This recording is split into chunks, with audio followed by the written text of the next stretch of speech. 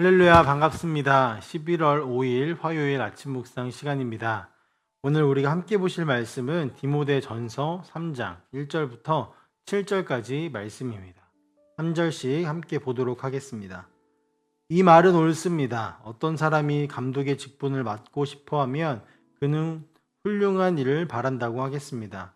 그러므로 감독은 책망할 것이 없으며 한 아내의 남편이며 절제하며 신중하며 단정하며 나그네를 대접하며 가르치기를 잘하며 술을 즐기지 아니하며 난폭하지 아니하고 너그러우며 다투지 아니하며 돈을 사랑하지 아니하며 자기 가정을 잘 다스리며 언제나 위엄을 가지고 자녀들을 순종하게 하는 사람이라야 합니다.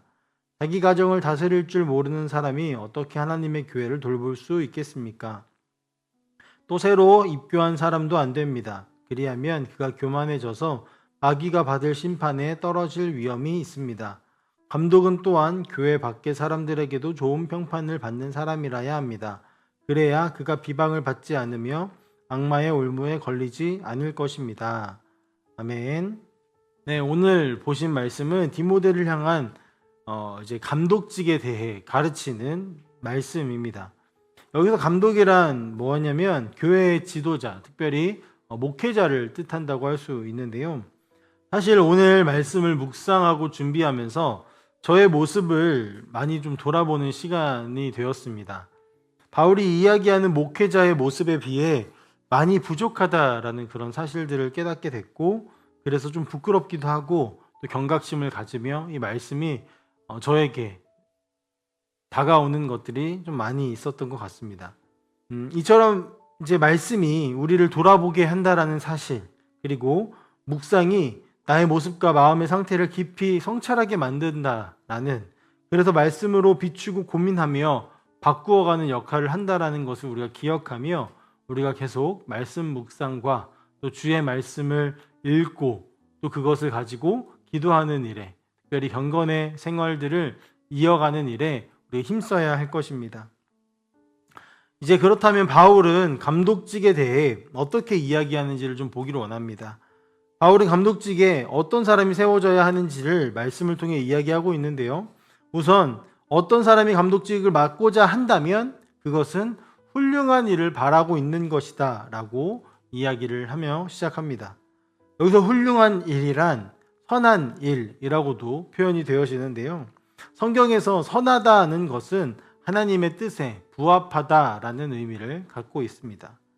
즉 감독직, 다시 말해 목회자직에 대하여 바울은 하나님의 뜻에 부합하는 일이라고 표현을 하고 있다는 것이죠. 그 근거가 무엇일까요? 하나님은 성경을 통해 모든 사람이 구원을 받고 진리에 이르기를 바라신다라고 이야기합니다. 그리고 바울과 같은 사도를 세우셨고 복음을 전하게 하시면서 믿음으로 구원의 과정에 참여할 수 있도록, 또 모든 신자도 또 다른 구원의 통로인 제사장의 삶을 살아가기를 기대하신다고 성경을 통하여서 우리에게 말씀하십니다. 교회는 이런 신자들의 모임입니다.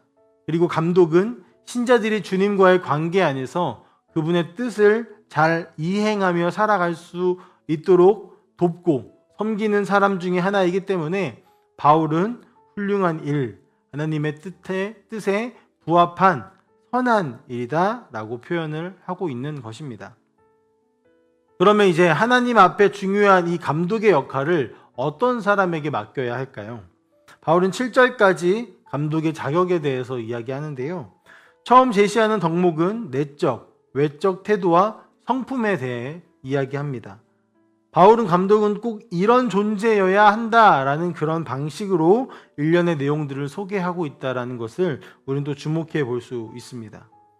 2절을 통하여서 먼저 7 요소를 언급하는데, 책망할 것이 없는 것과 한 아내의 남편인 것과 절제와 신중하고 단정하며 나그네를 대접하고 가르치기를 잘하는 사람이어야 한다고 말합니다. 감독은 책망할 것이 없어야 합니다. 이는 하나님 앞에서도 그렇지만 특별히 사람들 앞에서 이야기를 하는 것입니다. 책망은 곧 신뢰와 권위와 관련이 있기 때문입니다. 감독의 일을 잘 수행하기 위해서 신뢰는 매우 중요하겠죠. 우리가 하나님 앞에서 어떻게 책망할 것이 없이 살아갈 수 있겠습니까?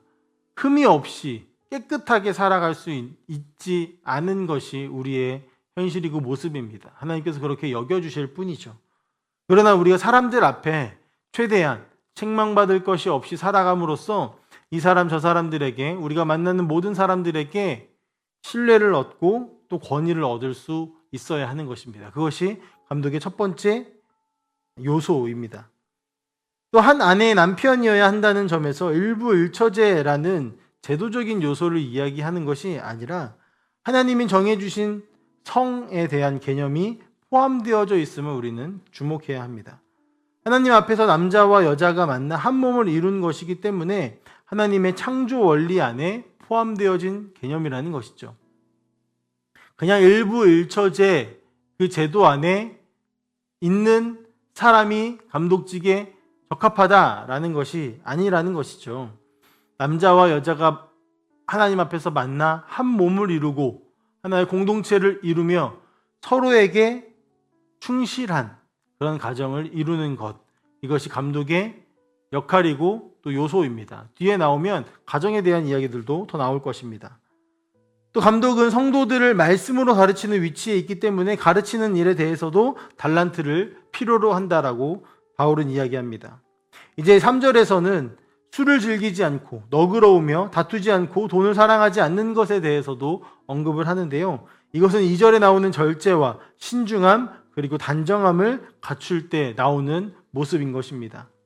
4절과 5절에서 가정의 모습이 어떠해야 하는지 조금 더 길게 설명을 합니다. 가정에 대하여 바울은 자기 가정을 잘 다스리고 위엄을 가지고 자녀들을 순종하게 하는 것에 대해서 이야기를 하는데요. 그러면서 5절을 통해 자기 가정을 돌보지 못하는 사람이 어떻게 하나님의 교회를 돌볼 수 있겠는가라는 질문을 던지기도 합니다. 교회는 하나님이 세우신 영적인, 그러나 그냥 개인의 가정보다 조금 더 크고 넓은 개념의 가정이기 때문에 교회를 잘 돌보기 위해서는 먼저 자기 가정을 하나님 앞에 바르고 정직하게 잘 돌보는 일이 중요한 것입니다. 그러나 바울의 표현 속에서는 더 주목할 것이 나타나게 되는데요. 우선 다스리다라는 이 표현의 원어를 직역하면 선두에 서다라는 말이 됩니다. 가정을 다스리고 교회를 다스리는 하나님의 방식은 군림하고 지배하고 윽박지르며 이것을 사로잡는 것이 아니라 앞에서 본을 보이며 이끌어가는 모습인 것이죠. 둘째로 돌보다는 표현의 원어는 선한 사마리아인이 강도 만난 사람을 대하는 장면에서도 사용되어졌던 단어인데요. 이 역시 강압적 위계질서로 지배하는 개념이 아니라 문자 그대로, 말 그대로 돕고 돌보는 것입니다. 겸손하게 말이죠. 마지막으로 위엄을 가지고라고 표현되어진 이 단어는 품위가 있는 상태를 뜻합니다. 개역 개정에서는 이 표현이 공손함으로 표현되어져서 조금 애매모호했는데 새 번역에서는 위엄을 가진이라는 말을 통하여서 조금 더 정확하게 표현되어진 것을 볼 수 있습니다. 결국 이 말들은 다스리다와 같이 신자로서 경건과 거룩한 모습을 통해 품위 있는 모습으로 자녀들이 순종하게 만드는 자여야 한다라는 것이죠. 이제 바울은 두 가지의 자격을 더 언급하면서 이 감독의 자격에 대해 마무리합니다. 하나는 새로 입교한 사람이 아니어야 한다는 것이고 다른 하나는 교회 밖에서도 좋은 평판을 받는 사람이어야 한다는 것입니다. 새로 입교했다는 것이 교회에 온 지 얼마 되지 않았다라는 그런 것만을 뜻하지는 않습니다. 교회를 오래 다녀도 건강한 신앙 고백 없이 그냥 교회 문문을 출입만 하는 사람들이 많이 있죠. 특별히 당시 교회는 건강하고 확실한 신앙 고백 없이는 입교, 즉 교인이 될 수 없었습니다. 아니, 교회 문턱을 넘어서는 것조차도 어려웠습니다. 그렇기 때문에 지금 교회를 오래 다니고 짧게 다니고의 상황과는 다르다라는 것이죠. 그러나 신앙 고백을 하고 입교를 하였어도 그 기간이 짧은 사람이 교회의 지도자가 된다면 교만해질 수 있다라는 것을 지적하고 있습니다. 또한 교회 안뿐만 아니라 교회 밖 사람들에게도 평판이 좋아야 한다고 바울은 이야기하는데요.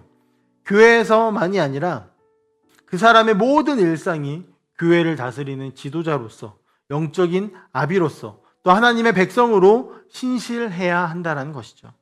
결국 이 모든 것을 정리한다면 감독은 진리와 삶의 어우러짐이 개인과 가정과 교회와 세상과의 관계에서 좋은 모습으로 나타나는 자라야 한다는 것입니다. 이 요소들을 확인하기 위해서는 다소 긴 시간을 두고 관계와 삶을 관찰하는 것이 필요할 것입니다. 네, 물론 우리가 모두 감독이 되고 목회자가 되어야 할 필요는 없겠죠. 그러나 이 말씀이 우리에게도 중요하게 다가오는 것은 우리는 하나님께서 세우신 왕 같은 제사장이고 거룩한 백성이기 때문입니다. 하나님이 세우신 목회자의 역할이 있지만 우리 모두가 세상 가운데 그리고 교회 안의 모든 관계 속에서 진리와 삶이 어우러져 복음으로 살아내고 나타내는 모습이어야 한다라는 것입니다. 그런 의미에서 이 말씀이 우리에게 매우 중요한 의미를 갖습니다. 우리 교회 목회자들이 오늘 말씀과 같은 모습으로 살아갈 수 있도록 먼저 기도해 주시기를 소망합니다. 그리고 우리 교회 모든 성도님들과 이 말씀을 묵상하고 있는 나 자신이 그렇게 살아가기를 기도하며 우리 교회가 더욱 건강하게 세워지기를 간절히 소망합니다. 우리 함께 기도하겠습니다. 사랑의 하나님 아버지, 감사합니다. 감독을 세우는 역할, 감독의 자격에 대한 바울의 이 가르침을 통하여서 우리가 또 그리스도인으로서 어떠해야 하는지, 목회자는 또 어떠해야 하는지 아버지 하나님 우리가 살펴보았습니다.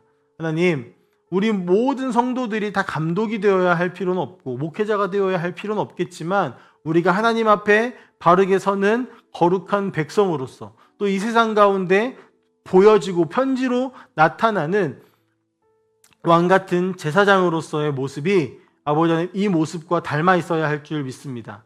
주님, 부족하지만 아버지 우리를 그렇게 형성해 가 주시옵소서.